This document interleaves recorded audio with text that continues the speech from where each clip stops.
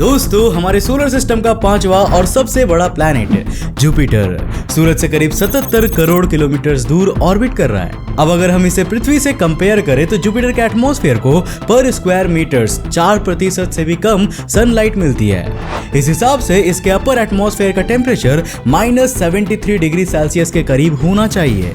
लेकिन यार जुपिटर के क्लाउड से कई 100 किलोमीटर ऊपर इसके एटमॉस्फेयर का average temperature 426 degree celsius measure किया गया है। जी हाँ, एक तरफ तो -73 डिग्री सेल्सियस है और दूसरी तरफ है 426 डिग्री सेल्सियस प्लस में। अब इन दोनों के बीच कुछ ज्यादा ही बड़ा फासला है। तो आखिर इस टेम्परेचर डिफरेंस के पीछे कौन सी मिस्ट्री छिपी हुई है? हाल ही में जापानीज एरोस्पेस एक्सप्लोरेशन एजेंसी के कुछ साइंटिस्ट ने मिलकर इस मिस्ट्री के पीछे का कारण खोज निकाला है और आज के इस वीडियो में मैं आपको यही बताने वाला हूँ। तो हेलो गाइस, मैं हूँ कौशिक और चलिए जानते हैं कि आखिर क्यों जुपिटर का अपर एटमॉस्फेयर इतना ज्यादा गर्म है। दोस्तों जुपिटर के अपर एटमॉस्फेयर के एस्टिमेटेड और रियल टेम्परेचर में इतने बड़े डिफरेंस को आज से करीब 40 साल पहले ही ऑब्जर्व कर लिया गया था। नासा के वैज्ञानिक इस मिस्ट्री को सॉल्व करने के लिए काफी समय से लगे हुए थे। वैज्ञानिकों ने इसके पीछे प्रेशर वेव्स, ग्रेविटी वेव्स और ना जाने क्या क्या ही रीजंस बताए थे, लेकिन इसका सटीक एक्सप्लेनेशन किसी के पास भी नहीं था। पर हाल ही में जापान के सागामिहारा में स्थित JAXA institute of space and astronautical science के एक प्लैनेटरी साइंटिस्ट जेम्स ओ डोनोघू ने अपनी टीम के साथ मिलकर इस मिस्ट्री को सॉल्व कर लिया है। अब इस पूरे प्रोजेक्ट के बारे में कंप्लीट डिटेल्स हमें JAXA की वेबसाइट पर मिल जाती है। दरअसल ओ डोनोघू का कहना है कि जुपिटर के अरोराज, जो कि सोलर सिस्टम में सबसे इंटेंस और पावरफुल है, वह इसके अपर एटमॉस्फेयर को गर्म कर रहा है।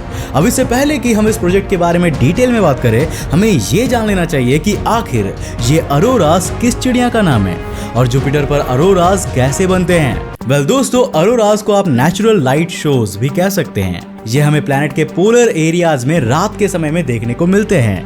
नेशनल ज्योग्राफी की वेबसाइट पर हमें पृथ्वी के अरोराज के बारे में इंफॉर्मेशन मिलती है। अब इसके अनुसार अरोराज हमें इक्वेटर के 66.5 डिग्री नॉर्थ आर्कटिक सर्कल में और 66.5 डिग्री साउथ आर्कटिक सर्कल में हर रात ही दिखाई देते हैं। नॉर्दर्न हेमिस्फीयर में हमें जो अरोरा दिखाई देती है उन्हें हम नॉर्दर्न लाइट्स या अरोरा बोरियालिस कहते हैं। तो वहीं सदर्न हेमिस्फीयर में दिखने वाले अरोरा को सदर्न लाइट्स या अरोरा ऑस्ट्रेलिस कहते हैं। अब ये बात हुई पृथ्वी की, लेकिन अरोरा हमें कई सेलेस्टियल बॉडीज पर दिखाई देते हैं और जुपिटर पर तो हमें सोलर सिस्टम के सबसे पावरफुल अरोराज देखने को मिलते हैं। पर यार आखिर ये अरोराज बनते कैसे हैं? सूरज की सरफेस से निकलने वाली सोलर विंड्स में ढेर सारे चार्ज्ड पार्टिकल्स मौजूद होते हैं और जब ये सोलर विंड्स जुपिटर के पास आती है तो जुपिटर के स्ट्रॉन्ग मैग्नेटिक फील्ड्स इसे प्लैनेट के एटमॉस्फेयर में एंटर होने से रोकती है। अब ज्यादातर सोलर विंड्स तो इन मैग्नेटिक फील्ड से डिफ्लेक्ट होकर दूर चली जाती है, लेकिन कुछ चार्ज्ड पार्टिकल्स तो इस मैग्नेटिक ब्लैंकेट को पार कर ही जाते हैं और ये चार्ज्ड पार्टिकल्स पृथ्वी के आयोनोस्फीयर में ट्रैप हो जाते हैं और जब ये प्लैनेट के एटमॉस्फेयर में मौजूद गैस के एटम्स के साथ कोलाइड करते हैं तो इससे काफी ज्यादा एनर्जी रिलीज होती है और इसी एनर्जी के कारण पोल्स के पास आसमान में हमें एक कलरफुल लाइट शो देखने को मिलता है जिसे अरोराज कहा जाता है। लेकिन दोस्तों, अब सवाल आता है कि आखिर इन अरोराज का जुपिटर के अपर एटमॉस्फेयर के बढ़ते टेम्परेचर से क्या रिलेशन है? दोस्तों, साल 2016 और 2017 में इस प्रोजेक्ट से जुड़े साइंटिस्ट ने हवाई के मौना किया वॉल्केनो के ऊपर मौजूद केक 2 टेलीस्कोप से एक रात के लिए जुपिटर को ऑब्जर्व किया था। यानी कि साल 2016 में एक रात के लिए और 2017 में एक रात के लिए। अब इनकी डेट्स थी 14 अप्रैल 2016 और 25 जनवरी 2017। अब इसके अलावा उन्होंने JAXA के हिसाकी और नासा के जूनो मिशन से कलेक्टेड डेटा का भी यूज किया था। केक 2 टेलीस्कोप से ऑब्जर्वेशन करने के पीछे रिसर्च टीम का मकसद ऐसे इंफ्रारेड एमिशन को खोजना था जिसमें हमें H3+ आयंस की प्रेजेंस मिले।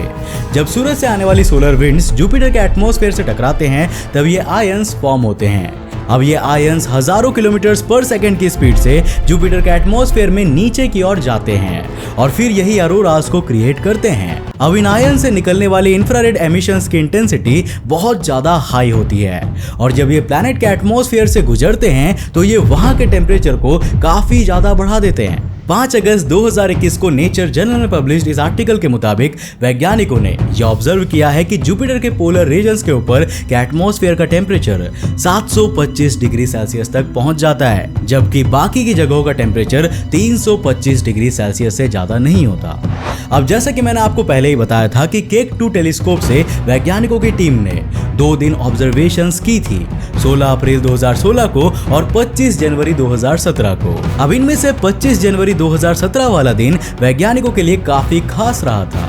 इस दिन जुपिटर की ओर इंटेंस सोलर फ्लेयर्स आए थे, जिनके कारण इसके ऑरोरास भी काफी पावरफुल दिखाई दे रहे थे। अब जब वैज्ञानिकों ने इस दौरान जुपिटर के इंफ्रारेड एमिशन को ऑब्जर्व किया तो उन्हें जुपिटर के एटमॉस्फेयर में नॉर्मल से ज्यादा गर्म गैसेस की प्रेजेंस का पता चला।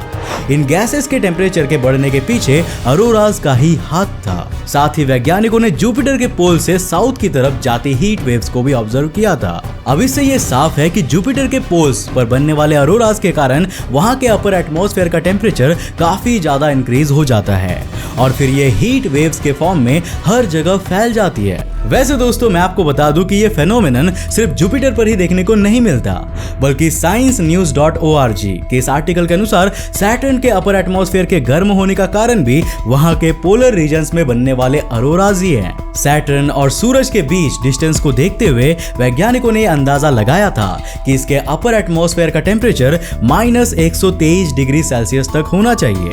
लेकिन जब साल 1970 और 1980 में वॉयेजर स्पेसक्राफ्ट यहां से गुजरे थे तो उसने यहां का टेम्परेचर 125 से 325 डिग्री सेल्सियस के बीच मेजर किया था। 13 साल तक सैटर्न को ऑर्बिट करने वाले कैसिनी स्पेसक्राफ्ट से भी हमें सैटर्न के एटमॉस्फेयर के बारे में यही इंफॉर्मेशंस मिली थी। यूरेनस और नेपच्यून पर तो हमें यह फेनोमेना और भी ज्यादा देखने को मिलता है। अब मैं यहाँ बता दूं कि ऑरोरास खुद से हीट को एमिट नहीं करते, बल्कि उनको प्रोड्यूस करने वाले जो चार्ज्ड पार्टिकल्स होते हैं वो इस एक्स्ट्रा हीट को जनरेट करते हैं। जुपिटर, सैटर्न, यूरेनस और नेपच्यून के एग्जाम्पल से साफ है कि हमारे सोलर सिस्टम में प्लैनेट्स के अपर एटमॉस्फेयर के गर्म होने का कारण ऑरोरास ही होते हैं और हो सकता है कि फ्यूचर में हमें एक्सोप्लैनेट्स को एक्सप्लोर करते समय भी सेम फेनोमेनन वहां भी देखने को मिल जाए। खैर, वापस चलते हैं जुपिटर पर और बात करते हैं लूनार फुटप्रिंट्स की।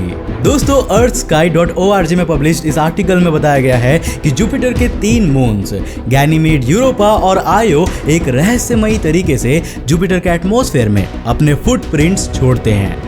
जी हाँ दोस्तों, हम सभी जानते हैं कि जुपिटर की मैग्नेटिक फील्ड पृथ्वी के कंपैरिजन में 20,000 गुना ज्यादा स्ट्रॉन्ग है और ये तीनों ही मून्स जुपिटर के पावरफुल मैग्नेटोस्फीयर के अंदर ही ऑर्बिट करते हैं। अब होता क्या है कि जब ये मून्स जुपिटर के क्लोज में ऑर्बिट करते हैं तो उसके अपर एटमॉस्फेयर को डिस्टर्ब कर देते हैं और इसके कारण जुपिटर के ऑरोरास में हमें ब्राइट स्पॉट्स नजर आते हैं, जिन्हें वैज्ञानिक लूनार फुटप्रिंट्स कहते हैं। अब दोस्तों, ये बात तो हमें कई दशक पहले ही पता चल चुकी थी, लेकिन जब साल 2017 में नासा के जूनो स्पेसक्राफ्ट ने जुपिटर और उसके मून्स की क्लोज तस्वीरें ली थी तो हमें कुछ सरप्राइजिंग फैक्ट्स पता चले। वैज्ञानिकों ने ऑब्जर्व किया कि अलग अलग मून्स के इफेक्ट से हमें जुपिटर के ऑरोरास में अलग अलग पैटर्न्स देखने को मिलते हैं। अब एग्जाम्पल के लिए आयो को ले लेते हैं। आयो के कारण जुपिटर के ऑरोरास में एक बड़ा चमकदार स्पॉट देखने को मिलता है। साथ ही इसके ऑरोरास की लाइट काफी स्ट्रेंज और यूनिक वे में मूव करती है। ये पैटर्न्स इतने यूनिक होते हैं कि वैज्ञानिक आज तक इसका क्लियर एक्सप्लेनेशन नहीं दे सके हैं। और अगर बात करें जुपिटर के सबसे बड़े मून गैनीमेड की, तो इसके कारण हमें जुपिटर पर डबल ऑरोरास देखने को मिलते हैं। गैनीमेड वो एकमात्र चांद है जिसके अराउंड खुद की मैग्नेटिक फील्ड मौजूद है और इसके कारण ही हमें जुपिटर पर एक नहीं बल्कि दो फुटप्रिंट्स देखने को मिलते हैं। वैज्ञानिक मानते हैं कि ये जुपिटर के एटमॉस्फेयर का गैनीमेड की मैग्नेटिक फील्ड के साथ इंटरैक्शंस के कारण होते हैं। दोस्तों, जुपिटर के ऑरोरास सिर्फ इसके अपर एटमॉस्फेयर के हाई टेम्परेचर की मिस्ट्री को ही सॉल्व नहीं करते, बल्कि ये 40 साल पुरानी एक और मिस्ट्री को भी डिकोड करती है। इंडिपेंडेंट में पब्लिश्ड इस आर्टिकल में बताया गया है कि जुपिटर के ऑरोरास के कारण ही ये प्लैनेट हर कुछ मिनट्स के इंटरवल के बाद एक्स-रे बर्स्ट को स्पेस में रिलीज करती है। अब ऐसी एक एक्स-रे बर्स्ट में कई 100 गीगावाट्स की एनर्जी होती है, यानी कि ये एक बार में इतनी एनर्जी प्रोड्यूस करती है जितनी पृथ्वी का कोई पावर प्लांट जनरेट भी नहीं कर पाता है। दोस्तों, जुपिटर ना सिर्फ सोलर सिस्टम का सबसे बड़ा प्लैनेट है, बल्कि इसमें छिपी मिस्ट्रीज भी सबसे ज्यादा है। अब अगर आप जुपिटर के मिस्ट्रीज के बारे में एक और वीडियो देखना चाहते हो तो हमें नीचे कमेंट करके जरूर बताना। अगर आपके कमेंट्स ज्यादा हुए तो हम इसका सेकंड पार्ट जरूर लेकर आएंगे। अब दोस्तों जाते जाते मेरे एक सवाल का जवाब देते हुए जाना, मुझे ये बताओ कि सर गैलीलियो गैलीलेई ने अपने टेलीस्कोप के द्वारा जुपिटर के कितने सारे मून्स को डिस्कवर किया था। आपके पास ऑप्शंस है 1 मून, 2 मून, 4 मून या फिर 5 मून। नीचे कमेंट करके अपने जवाब जरूर देना। और हाँ, अगर आपको उन मून्स के नाम भी याद है तो उसे भी लिखो, देखते हैं किसने कितना सीखा है। तो आज के लिए बस इतना ही। मुझे उम्मीद है दोस्तों कि आज के वीडियो से आपने काफी कुछ नया सीखा होगा। अगर सीखा तो इस वीडियो को लाइक करने के साथ साथ अपने फ्रेंड्स के साथ जरूर शेयर करना। अगर आप नए हो इस चैनल पर और इंटरेस्टिंग वीडियोस को देखना चाहते हो तो इस चैनल को सब्सक्राइब करने के साथ साथ नोटिफिकेशन बेल ऑन कर देना ताकि आप देख सको हमारे वीडियो सबसे पहले। तब तक के लिए बाय, जय हिंद।